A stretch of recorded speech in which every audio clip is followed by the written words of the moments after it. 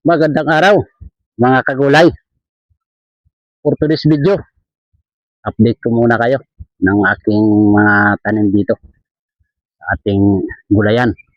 Pero bago yan, mag-subscribe ka naman muna. Bago ka lang sa aking channel, David Mixed Vlog.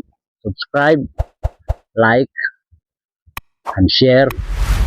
At press the notification bell para naman maging updated ka sa aking mga videos na i-upload. Ayan, so, nandito na tayo ngayon. Ipakita ko sa inyo ang aking tanim na pipino. Ito ay apat na araw ngayon.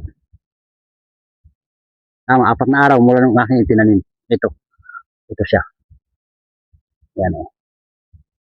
Ito ang kasunod. Ayan o. Ito. Ayan. Ayan ay pipino. Ayan. Sa awa ng Diyos, kumbaga, okay naman siya. Ano, tuloy ang kanyang pag laki. Sana. Ayan.